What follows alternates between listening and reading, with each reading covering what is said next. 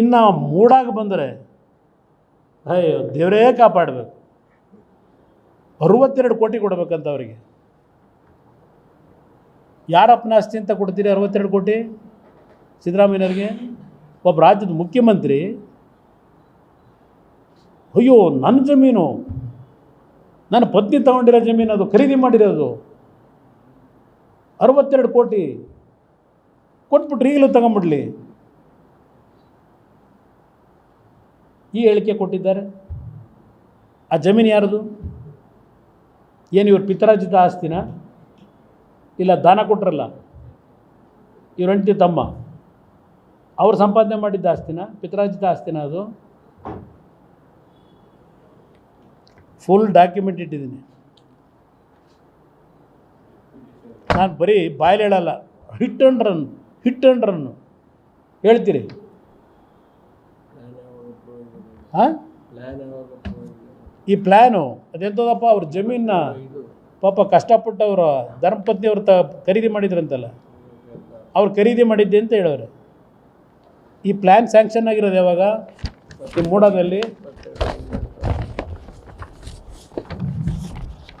ಇದೆಯಲ್ಲ ಈ ಪ್ಲ್ಯಾನು, ಇದು ಯಾವಾಗ ಸ್ಯಾಂಕ್ಷನ್ ಆಗಿರೋದು? ಆ ಕಡೆ ಹಿಡ್ದಿಡ್ಕ, ಆ ಕಡೆ ನಿಮ್ಮ ಕಡೆ ಹಿಡ್ಕ. ಯಾವಾಗ ಸ್ಯಾಂಕ್ಷನ್ ಆಗಿದೆ ಪ್ಲ್ಯಾನು? ಇವ್ರು ಭೂಮಿ ಖರೀದಿ ಮಾಡಿದ್ದು ಯಾವಾಗ? ಮೂಡಾದವರು ಸೈಟ್ ಮಾಡಿ, ಸೈಟು 10-15 ಹಂಚಿ ಪಾರ್ಕ್ ಮಾಡಿ, ಇದೆಲ್ಲ ಆದಮೇಲೆ ಇಲ್ಲ ಸರ್ಕಾರವೇ ತಳ್ಕೊಳಕ್ಕಾಗೈತೆ ಬ್ರದರ್, ಇನ್ನು ಇದು ಪ್ಲ್ಯಾನ್ ತಳ್ಕೊಳಕ್ಕಾಗದೇ ಇರ್ತದ? ಈ ಪ್ಲ್ಯಾನ್ ಸ್ಯಾಂಕ್ಷನ್ ಆಗಿದ್ದು ಯಾವಾಗ? ಇವ್ರಿಗೆ ಭೂಮಿ ಖರೀದಿ ಮಾಡಿರೋದು ಯಾವಾಗ? ಕನ್ವರ್ಷನ್ ಮಾಡಿದ್ದು ಯಾವಾಗ? ಮುಖ್ಯಮಂತ್ರಿಗಳೇ 1992 ಫಸ್ಟ್ ಪ್ರಿಲಿಮಿನರಿ ನೋಟಿಫಿಕೇಷನ್ ಆಯಿತು. ಪ್ರಿಲಿಮಿನರಿ ನೋಟಿಫಿಕೇಷನ್ ಮೂಡ ಅಕ್ವೈರ್ ಮಾಡಿದ್ರು. ಅಲ್ಲಿ ಬಡಾವಣೆ ನಿರ್ಮಾಣ ಮಾಡಲಿಕ್ಕೆ 92ರಲ್ಲಿ ಅಕ್ವೈರ್ ಮಾಡಿದ್ರು ಮೂಡ. 97ರಲ್ಲಿ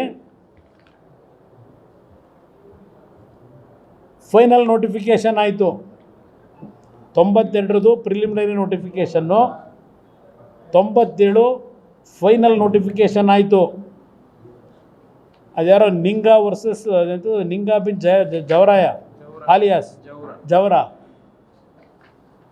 ಅವರ ಅಕೌಂಟ್ಗೆ 3,26,000 ರೂಪಾಯಿನ 24,000ನ ಭೂಮಿ ಅಕ್ವೈರ್ ಮಾಡ್ಕೊಂಡಿದ್ದಕ್ಕಂಥ ಹಿನ್ನೆಲೆಯಲ್ಲಿ ಕೋರ್ಟ್ಗೆ ಹಣ ಕಟ್ಟಿದ್ದಾರೆ. ಆ ಪ್ರಾಪರ್ಟಿ 3 ಎಕರೆ 16 ಗುಂಟೆ, ಅದಕ್ಕೆ ದುಡ್ಡು ಜಮಾ ಆಗಿದೆ. ಮುಖ್ಯಮಂತ್ರಿಗಳೇ 98ಕ್ಕೆ ಡಿನೋಟಿಫಿಕೇಷನ್ ಮಾಡ್ಕೊಂಡಿದ್ದೀರಿ.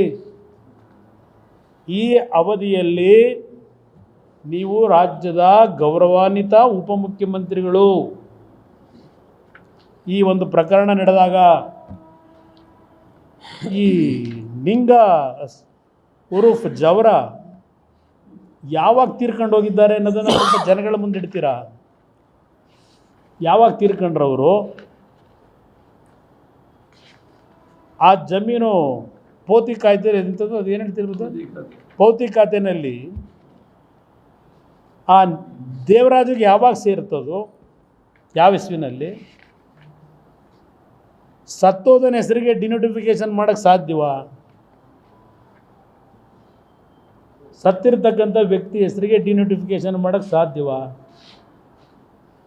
ಇದು ಇದೇ ಥರ ಒಂದು ನಮ್ಮ ಉಪಮುಖ್ಯಮಂತ್ರಿಗಳು ಮಾಡ್ಕೊಂಡು, ಅಲ್ಲೊಂದಿದೆ ಬೆನಗನಹಳ್ಳಿಲಿ ಸತ್ತರ ಹೆಸರನ್ನ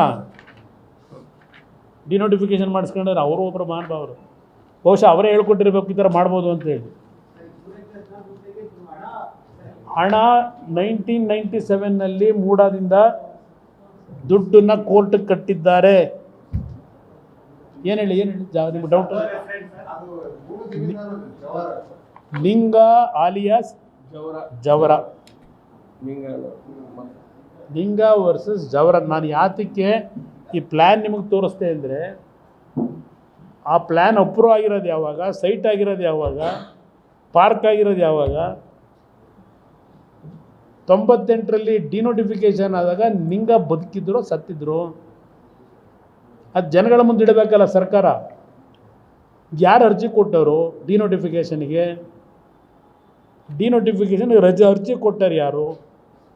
ಮಾಡಿಕೊಡಿ ಅಂತ. ಮತ್ತೆ 2004ರವರೆಗೆ ಡಿನೋಟಿಫಿಕೇಷನ್ 98ರಲ್ಲಿ ಆದಮೇಲೆ 4 ವರ್ಷ ಯಾತಕ್ಕೆ ಅದು ಸೈಲೆಂಟ್ ಆಗಿತ್ತ ಭೂಮಿ? ಆ ಭೂಮಿ ಬಗ್ಗೆ ಯಾತಕ್ಕೆ ತಕರಾರು ತೆಗಿಲಿಲ್ಲ ಸಿದ್ದರಾಮಯ್ಯನವರೇ? 2004 ಮೇ ತಿಂಗಳಿಗೆ ಮೂಡಾದಲ್ಲಿ ಮ್ಯೂಟೇಷನ್ ರಿಜಿಸ್ಟರ್ನಲ್ಲಿ, ಸಾರಿ ನಿಮ್ಮ ಇದರಲ್ಲಿ ಕಂದಾಯ ಇಲಾಖೆಯಲ್ಲಿ 864 ಭೌತಿಕತೆ ಇದರಲ್ಲಿ 92-93.